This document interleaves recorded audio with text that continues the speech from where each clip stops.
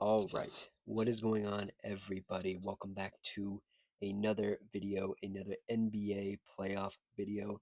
In this video, I want to talk about a couple NBA games in the last couple days. But before we do that, I want to get into some very sad and shocking news reported yesterday by ESPN's Shams Charania. Brandon Clark of the Memphis Grizzlies has died at 29 years old.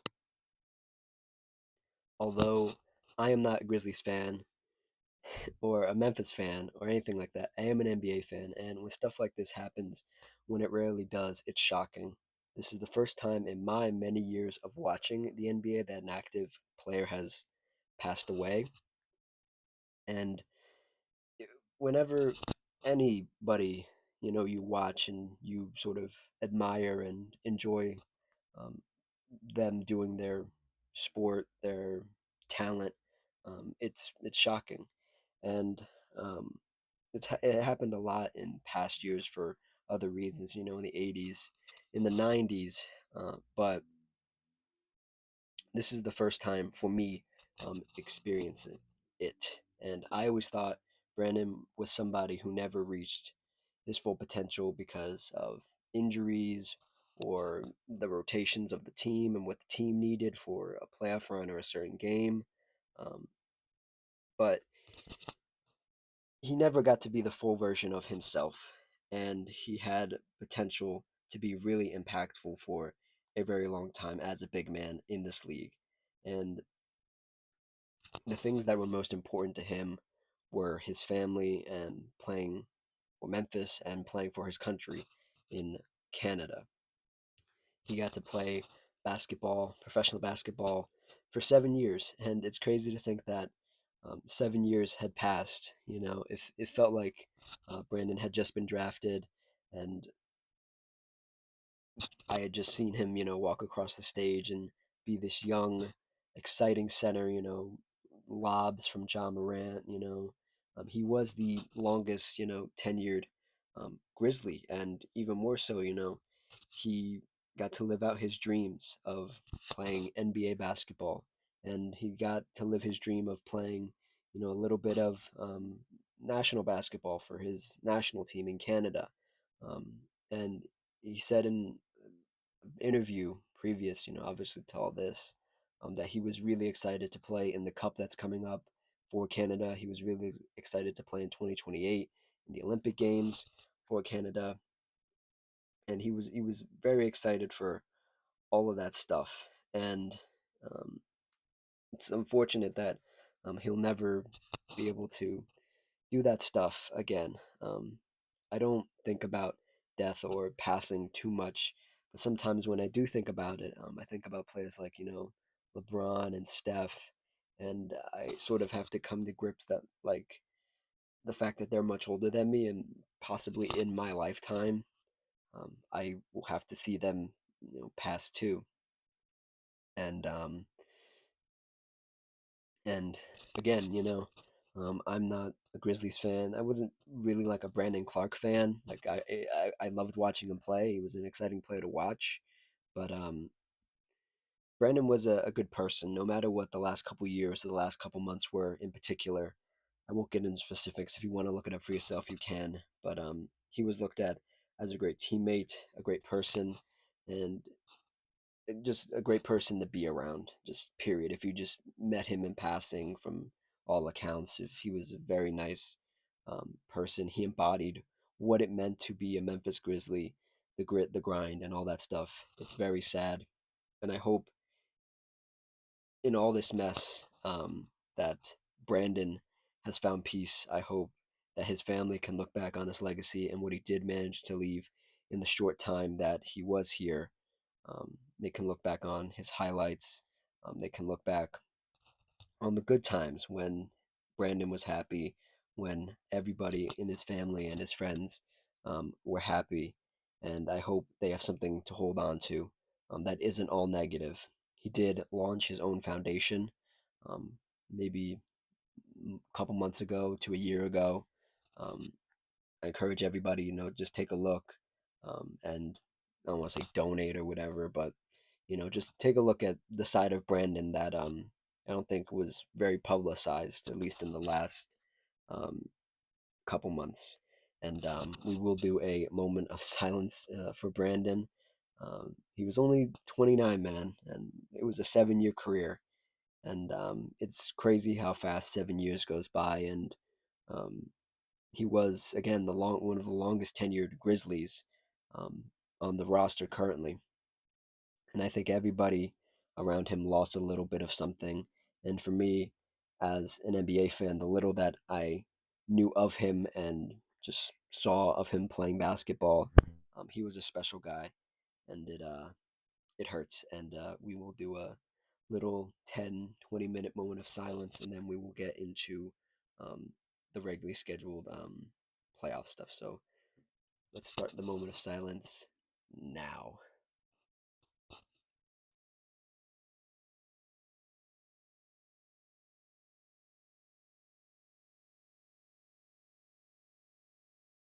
All right.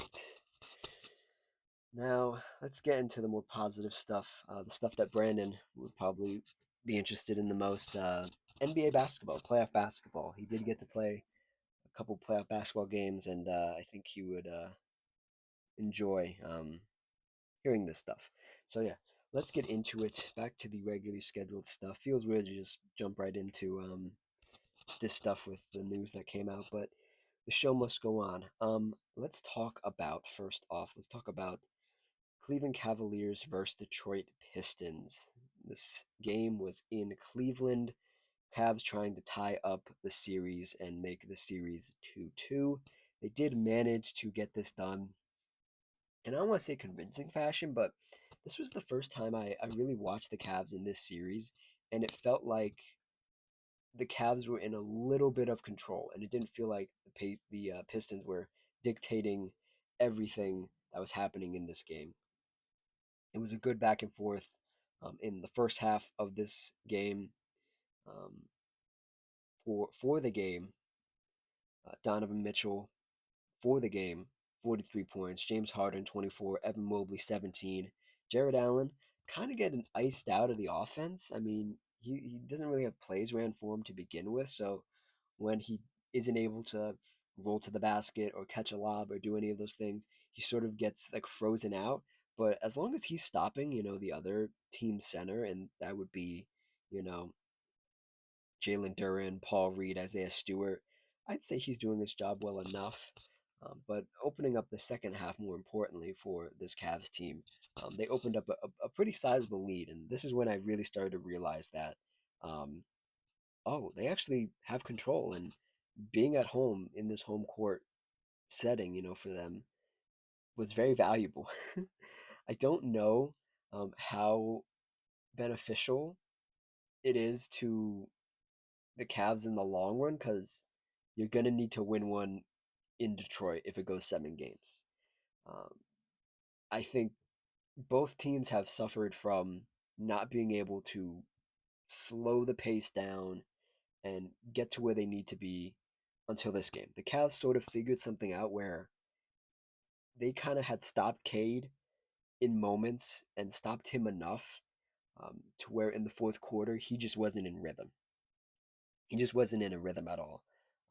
He struggled um, much of the second half, even with trying to will his team um, to a victory, and he wasn't able to do it. Donovan Mitchell showed up, showed out. This was like the best Donovan Mitchell game like I've seen, and the most like impactful one since like the bubble in 2020. So it's like what 6 years ago. Like it was kind of crazy that Donovan's had some like really big scoring games, but this game really felt impactful. Like you lose this one at home and you're going back to Detroit, it's not going to be a good game. What would that be? Game five? It's not going to be a good game five. Donovan 43 points, 12 of 4 from three, 13 to 15 from free throw, 13 to 26. Not great. He really emptied the clip. He really willed his team to this win. Um, 5 rebounds, 2 assists, 1 turnover, only 1 foul. A very, the numbers, the percentages don't look great, but not fouling, not turning the ball over is key when he's the guy who has the ball in his hands all the time. or at least on the half court setting.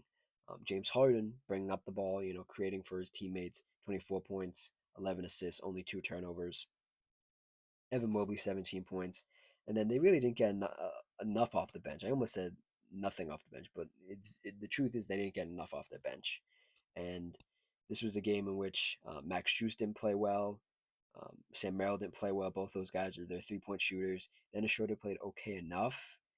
He didn't do anything outside of create his own shot. Jalen Tyson got a couple minutes. He didn't play particularly well either. Only 1 point in 8 minutes. 3 rebounds though, so take where you can get it. And again, this game was a game for the Cavs, and I feel like they unlocked something. And I think any of these teams playing the Knicks in the next round isn't going to be a great matchup for either of these teams. But I feel like the Pistons have the better star player in this. I feel like Cade can go at Jalen Brunson, go at OG Anunoby, Mikal Bridges. I feel like if the Cavs make it to the next round, Donovan Mitchell's going to get picked on a lot. Um, James Harden's going to get picked on, and they're really going to. It's going to be interesting. Well, I'm speaking too much in the future, but it'd be interesting to see how the Cavs and the Knicks play against each other with with both their center forward combos. We'll see what happens there. But the Cavs did win this game, 112 to the Detroit Pistons, 103, and they head back to Detroit with the series tied 2-2. Detroit Pistons very unlucky, just wasn't able to get the game three that they needed or this game four that they needed. And I don't know. I feel like if the Cavs can wear this team down enough, the Pistons are coming off a 7-game series playing the Orlando Magic. That wasn't supposed to be like that. So maybe if the Cavs, work their way into the series a bit more, Pistons are obviously going to play very well at home. They always play well at home. So we'll see what happens. I'm very interested in this series because it's not your typical series where it's like one team is just super dominant than the other one, um, or like one team has a discrepancy in like star players. When you look at the names, the star players are there. Jalen Duren, Cade Cunningham are supposed to be your 1-2, and then for the Cavs you have James Harden and Donovan Mitchell, so 1-2. It's not a talent discrepancy. It's coming down to the X's and O's, and it's coming down to who can go on these runs. And when Donovan Mitchell goes on these runs for whatever team he's on, it's scary. It is very scary. So, yeah, let's head into next game, which is Oklahoma versus Los Angeles. This was the potential closeout game for Oklahoma. They're up 3-0, and I have lots of notes about this game. I have so many notes. Just off the top, this was a great game. This type of game should have been the whole series. Instead, we got three really awful games in the sense of the Lakers had a chance in the first half for 3 games in a row, and then Oklahoma just stepped all over them in the second half, and there was just no competition. In this game, there was some competition. There was nothing to lose for the Lakers. Still no Luka in this series. It was reported after this series had concluded. There's a little bit of a spoiler there for you. It was reported after the series had concluded that um, Luka Doncic's injury was a bit more severe than what was originally reported, and he dispelled all the rumors that he could potentially have come back during this series or even during this playoff run. It was not possible. There was no timetable even for him to return, so he just didn't come back, and he wasn't going to come back. But getting into this isn't that pinnacle? Is it? I don't know. Um, this potentially last game four. The Lakers start off very well.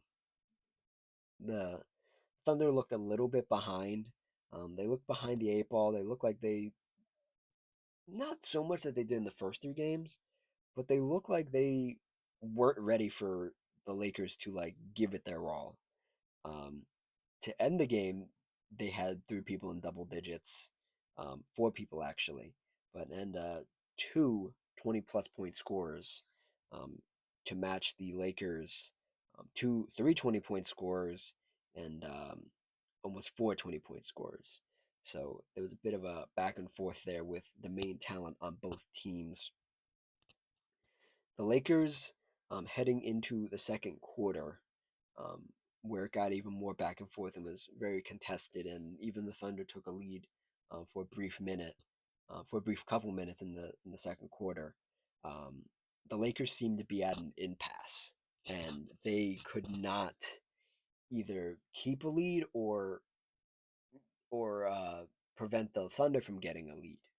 So they were sort of at like this, we're halfway in, halfway out. We're down our best player. Yeah, definitively, we're down our best player. They couldn't really find anything from anybody. Luke Kennard, bleh. It was kind of a bleh game. Jackson Hayes, 18 points to finish the game. These are both bench players, and then off the bench, you got nothing else from these three other players: Kleber, Vanderbilt, Abdul, Abdu Thero, Abdu Thero, and then Jake LaRavia didn't play this game, and Bronny James didn't play this game either. But heading into the second half and the third quarter, mostly the end of the third quarter into the fourth, the uh, the Lakers could taste it. They could really. It was almost right there. It was right there. LeBron and Rui Hachimura went off. Rui's going to get paid this offseason. He's had an amazing two playoff rounds, especially this round. 25 for Rui, almost leading the team in scoring, and LeBron James 24. He really conserved all his energy throughout this game, and then in the fourth quarter, he put it all out there.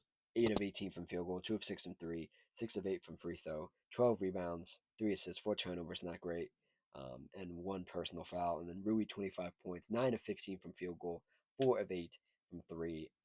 Hitting he was the best shooter for the Lakers in this series. By the way, keep that in mind. That's a little nugget you need to keep in mind. 5 rebounds, and then Austin Reeves, 27 points, 7 rebounds, 6 assists. The best game he's played, best looking one he's played this whole playoff run. Um, Marcus Smart did not have a particularly great game, but he did all the little things. He ended the game with 5 points, 2 rebounds, 3 assists, 2 steals, and then wow, 6 turnovers. And Austin Reeves also had 6 turnovers. Yeah, they were not great holding the ball like that, controlling the ball like that. The Lakers make their best efforts to win or go home. They really did try. I want to emphasize that so much. They really did try. They did not want to get swept on their home floor. Um, OKC brings out their haymakers to start the fourth quarter. Um, and I don't want to say it worked, but it was enough of a mind game to make the Lakers think twice. The haymakers being like AJ Mitchell, Alex Caruso, Jared McCain, those guys that come off the bench or start in this case for AJ Mitchell, and just throw up threes, devastating threes, just like bombs. Just awful, awful for the Lakers, but really good for the Oklahoma City Thunder. Um, LeBron kept going for it. He did start to slow down. He did start to show his age. He might have emptied the clip a little too early, just a little bit too early. And there was a LeBron like pseudo turnover towards like the middle of the fourth quarter and towards the end of the fourth quarter. Um, but despite that, the Lakers did try to prevail. Um, sounds strange to say, but they were making me proud. I just wanted the Lakers to win one, so Oklahoma would have to go back home and not game plan for the potential Timberwolves versus Spurs series at the other side of the bracket. Um, and then we get towards the real end, and it was awful. Chet Holmgren went off for Oklahoma. Felt like he led the team in scoring, but the points that he had were so impactful. 16 points, 6 of 9 from field goal. Did not make a single three. 9 rebounds, and the only reason he went off was because DeAndre Ayton for the Lakers couldn't play. He's tall for nothing. 6 points, 3 rebounds in 21 minutes. Got absolutely worked by Chet Holmgren. DeAndre Ayton did. Um, Awful.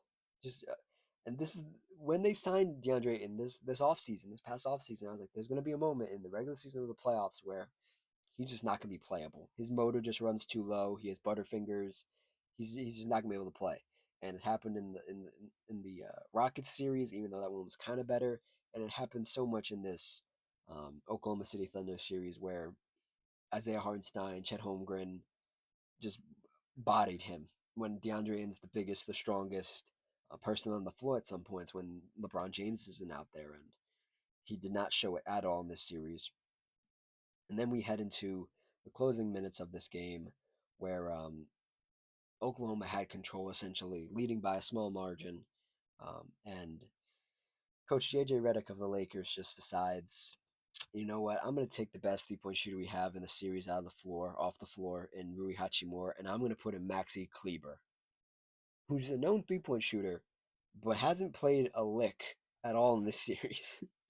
And the play was awful. It was a play for Austin Reeves, close to the sideline. They just throw it into him. He puts it up, and it was so close, but it was so far, and it felt like a Hail Mary, and it was. I felt like they could have done something different. They could have ran something different. They needed a three at that point because almost all these Oklahoma City Thunder players are good free throw shooters. So even if you got the two and you fouled again, you would need a three eventually to tie the game at that point. And it just didn't happen. And now we move on to this part of the video where, well, actually, let me tell you what the Oklahoma City Thunder did. Um, Shea Gilgeous-Alexander, 35 points, 11 to 22 from field goal, 12 of 15 from free throw. AJ Mitchell, 28 points, 1 of 4 from three, but got it done in the mid range, 12 of 19. And then Jared McCain, 13 points. Um, I will give the Lakers credit. This is probably the best I've seen SGA guarded, just team wise, scheme wise. It was very good. So shout out to JJ Redick there. But now we move on to the part of the video where we talk about what's next for the losing team. The Oklahoma City Thunder won this game 115 to the Lakers 110. And what are my thoughts about this Lakers team? The bigger question, what's next for LeBron? He can be a free agent this offseason. Will he stay? Will he go? My gut's telling me that this was LeBron's last game as a Laker. He he walked out of Staples Center for the last, not Staples Center, Crypto.com Arena for the last time. Um, as a player, my gut tells me that he is gonna go to back to back to Cleveland or to Golden State. Cleveland, obviously, the most obvious. There's a double positive there. Just going back home once more, getting to play with Donovan Mitchell, possibly James Harden if he returns on a discount, or LeBron takes a discount. Evan Mobley, young forward center. I think Evan Mobley's potential does lie at the center position. So that would mean Jared Allen would be the odd man out. Um, that would leave a team of, let's see, James Harden, Donovan Mitchell, LeBron James, a power forward, possibly like, I don't want to say it, but like Dean Wade or something, just a fill-in player, and then Evan Mobley at the five, and that's a pretty good team if you ask me. And then the Golden State Warriors. The Golden State Warriors is an interesting one because he would need to take a discount because all three of those guys, Steph, Draymond, and Jimmy Butler, on bigger deals. So LeBron would need to take a pay cut, or Jimmy Butler would need to restructure his deal, or Draymond Green would need to restructure his deal in order for it to work. Um, Steve Kerr just signed a new 2 year deal with the Golden State Warriors, so he's gonna be there for 2 more years. I could see a world in which Steph plays 2 more years, Draymond plays 2 more years, Steph plays 2 more years. Obviously, Steve Kerr the new 2 year deal as the coach, and they go all in the next 2 years trying to win one more championship. And I think that would be cool. It'd be a cool storyline. I don't know if LeBron would like it though. I feel like going home is the most logical thing for him to do, but we'll see. And then for the Lakers, that leaves Austin Reeves, um, Luka Doncic. Does Austin Reeves get paid? I would be very hesitant to pay him at all. I don't think he proved anything this this playoff run. I would tell him and his agent, if you can go find somebody who will pay you that much, I will pay you that much. But until you can, I'm not paying you a cent over market value. And then Luca, obviously, um, actually he said this offseason that he's going to focus on his health. He's going to focus on his kids and his joint custody, um, or his custody battle with his divorced wife. And he's not going to play in his national team that he's done almost every year, every offseason. So this will be a full offseason for Luca to get healthy, hopefully get healthy sooner rather than later, so he can have this off season to focus on himself, his family, and then move in the next season fully recharged, fully healthy, and fully in shape, and all that stuff. And then what else for the Lakers? I mean, I would try to keep Rui. I think Rui proved a lot this run. I think he was really good.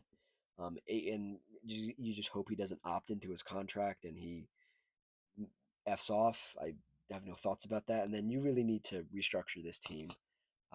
There's rumors that they want to try to bring in some familiar faces that Lucas played with before. Who could that be? I don't know. I don't feel like the Dallas Mavericks are going to give up any players anytime soon to help the Lakers. So we'll see. Um, I think it's a very interesting inflection point for the Lakers. New owner, Rob Palenka's job is at risk every season going forward because he's not the new owner's guy, and we will see what what they can do and how aggressive Rob Palenka is, how um, the future of Luca goes because we're heading into this point of Luca's career where um, we're gonna start asking questions, man. We gotta start asking questions. This is gonna be his next year's gonna be his eighth year. He's gonna be 28. This is it, man. Do or die. 28. You start heading to the not the end of your prime, but you're still at the peak of your powers. And these next couple years are very critical and they're very valuable. And we'll see how much movement the Lakers can do. And I'll be interested to see how well Luka does as a Luka fan and how well the Lakers reorganize this team, either continuing with LeBron or moving on from LeBron and moving into a completely different era. Um, Moving on to the last game, we'll keep this one very brief because it was a very brief game. Um, Minnesota Timberwolves versus San Antonio Spurs. Spurs seeking the um, advantage in the series to go up 3-2. They did indeed do that. They won this game 126 to the Minnesota Timberwolves 97. Lead the series 3-2, heading back to Minnesota. Um, Timberwolves very confident at home. We will see how confident. There was a Victor Wembanyama last night that I didn't expect to see. Victor played, for lack of a better term, pissed off. He played mad, and it showed. Leading the team in scoring by 9 points, 27 points, 2 of 5 from three, hit some really deep ones, 7 of 9 from free throws, 17 rebounds, 5 assists, 4 turnovers, not great, 3 blocks, and then only one personal foul. And he played a very cool, calm, collected mean. And he knew coming into this game after he got ejected from the last game that the Timberwolves would try to rage bait him into or just bait him into doing something stupid again. And Victor very wisely did not bite on any of that stuff. He played very well and he played very confidently, and the team played very well and very confidently as a result. Started the game with a lot of authority. It was a very fast paced, back and not back and forth, but just go go go for each team. Obviously the Timberwolves not trying to fall behind too much, and the San Antonio Spurs trying to pull away as much as they can.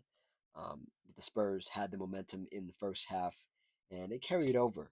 I don't want to say this game was over at halftime because it certainly wasn't, because that's not what this series is. This has been a very back and forth series. But the Spurs seized the lead and seized control in the third. Um, did not take their foot off the gas and just kept going at him. Kept going at him. Uh, to help Victor Wembanyama, De'Aaron Fox 18 points, 5 assists, 4 rebounds. Devin Vassell almost said Vassell again. 12 points, 3 rebounds, 2 assists. Stephon Castle, 17 points, 4 rebounds, 6 assists, 4 turnovers. And then off the bench, you got a Keldon Johnson, a reemergence of Keldon Johnson, who's been really wishy-washy this series. 21 points to add with 2 rebounds, and then not a great game for where is he?